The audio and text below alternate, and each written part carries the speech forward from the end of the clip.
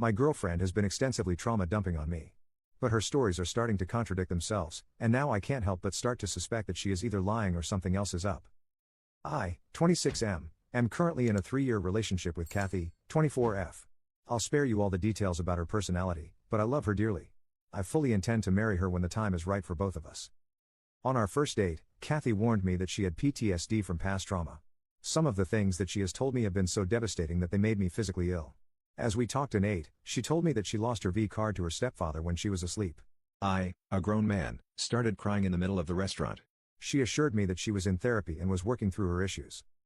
As time has gone on, more and more details about her past have come up. I am incredibly happy that she is willing to share all of this with me because I want to support her, but there have been so many contradictions that I'm confused. I don't even know how to bring them up. Here are several of the ones that make the least sense. She told me that her biological father kicked her so hard when she was 7 that it broke her wrist in 2 places. Later, when we were taking a bike ride together, she said, "I've never broken a bone and don't intend to now." She told me that her mother used to put a belt, a stick, and a wrench on the table and tell her to choose. She said she picked the wrench because fudge her, that's why. This is a scene from Good Will Hunting, told almost ad verbatim. She has no marks or scars from this. She told me that after her stepfather abused her for several months, she lived for her grandparents for the rest of high school. Later, she contradicted herself and said she was homeless and couch surfing for her last 2 years of high school. She told me that she dropped out of high school because she had to escape from a gang who was trying to make her work as an intercourse worker, but when I met her she was a student at a reputable university. She never went to community college. I don't think it's even possible to get into a school like that with nothing more than a GED. She told me that to cope with her past trauma, she did almost every pill and was barely sober for more than a week for 2 years.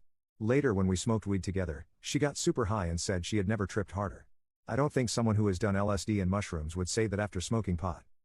It doesn't make sense. I feel like a monster for asking, was she even abused? I could understand 1 or 2 contradictions based on some inaccurate memories, but really? Why the movie scene monologue? Why does everything point to her having a privileged upbringing with the brand new Range Rover she bought as a freshman and fancy college degree with no debt? I don't know how to bring this up or how to make sense of any of this. I can't bring the issue up because if she was abused, it would crush her to be doubted. Commenter. Compulsive liar, by the sounds of it. Knew a few in college with the exact same kind of track record. The girl in the dorm room next to me only got caught when an RA called her mom to say the girl needed more support given the recent death of her uncle, and mom said never had an uncle. All of a sudden about 20 stories started to unravel. Update. Hi again everybody. A lot of people have expressed interest in an update to my situation, and since the situation is finally resolved, I figured I would take a minute to write out what happened. Admittedly, this actually ended last week, and, spoiler alert, I spent the following several days moving out. I haven't had a chance to update. A whole lot of thoughts on the matter have been stewing, so I'm afraid this is going to be long. For those of you who just want to know what happened and move on. She lied. We broke up. She tried to save our relationship by lying. I have ghosted her. For everyone else. After reading through nearly every single response to my post, I came to 2 conclusions. 1, my girlfriend was lying about, at the very least, the extent of her abuse, and, 2, she was only going to continue escalating these lies unless I put a stop to it. Many people told me both in comments and DMs that if I were to directly confront her about my suspicions, she would immediately gaslight me, or deflect by calling me a monster for not believing her. I agreed this was likely, and so I went the route of stalking her on social media. I'm not proud of it, but I spent well over 10 hours stalking her on Facebook. I hadn't logged into Facebook since early in our relationship, but she seemed to be using it fairly often. Through my search, I discovered 2 things that she couldn't possibly explain away. She has another Facebook she uses for close friends and family. The Facebook page she has me on is reserved for friends from online games, giveaways, and so on. This all came to light when I started messaging her Facebook friends. I sent them a copy/pasted message. Hey, I'm Clara's boyfriend. I know this is out of the blue, but would you mind if I asked you a question? I wanted to get her a gift and was hoping for a bit of advice. The majority of the people didn't respond. Fair enough. I assume many of the messages got automatically filtered. Of those who did respond, the vast majority didn't really know Clara, or only knew her online or didn't remember her at all. It was bizarre. Where were her college friends? Her not having high school friends would be right in line with what she told me before, but I know she has friends from college because she hangs out with them regularly, or at least she did until we went into lockdown. Eventually, I figured it out. She had another Facebook. It was a total stroke of luck that led me to it. She happened to have one single friend who was on both of her Facebook pages, and when stalking her friend's friends, I found my girlfriend's second page. On her real Facebook page, everything she told me completely unraveled. Dozens of high school friends.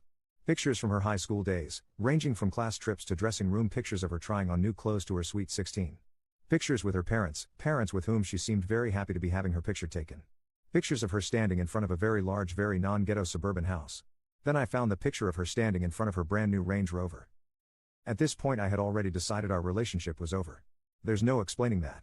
If she had mental illness so severe that she had deluded herself into believing everything she told me, she needed therapy, not a boyfriend. If all of those stories were just plain old lies, I wouldn't even know what to feel.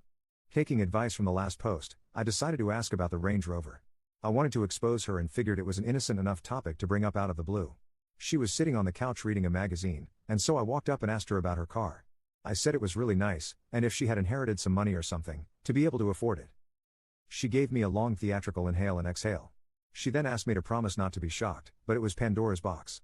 Knowing that she was about to feed me another helping of BS, I told her I wanted to hear it anyway. She covered up the Range Rover purchase by telling me that when she was homeless, she was forced into prostitution by an abusive pimp. She said that with the money she saved by overcharging clients and hiding tips from him, she was eventually able to afford the car. Then she asked if I still loved her despite her past. So that was the end of that. I called her a liar on the spot. Aside from everything else, what really ticked me off about this lie is that street prostitutes don't make nearly enough money in tips to be able to buy an expensive car and pay for a college education. Then I told her that I saw her real Facebook. All of those pictures. For the first time in our relationship, she didn't have an explanation. I started my move out the next morning, the lease be damned, and finally was done with it in 3 days. She has frantically texted me saying she could explain and she was ready to tell me the truth. Yeah, the truth. I'm almost tempted to ask her for it just so I can experience another wild tale, maybe this time it being about her experience with witness protection on the run from the mafia or some other ludicrous story. Thanks again for all of the advice and help everyone. I feel like a total idiot for wasting 3 years of my life with her, but I have high hopes for my future. I'm going to take a break from dating for a while though. Right now I'm staying at a buddy's house who has been nothing short of amazing. She does not know where I am. Commenter. She sounds like a narcissist to be honest. I know someone exactly like this. Also, you called her Kathy in your other post? OP, haha, I just screwed up and thought she was Clara before. It has been 2 weeks. Her real name looks nothing like either. Commenter 2.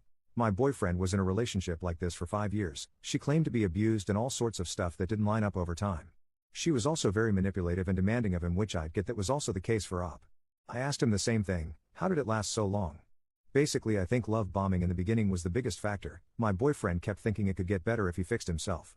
She also wore him down with her stories/justifications and blamed him for misunderstandings, so he didn't trust himself and thought poorly of himself, so he got depressed and kinda gave up on life thinking he was so messed up, never questioning her actions.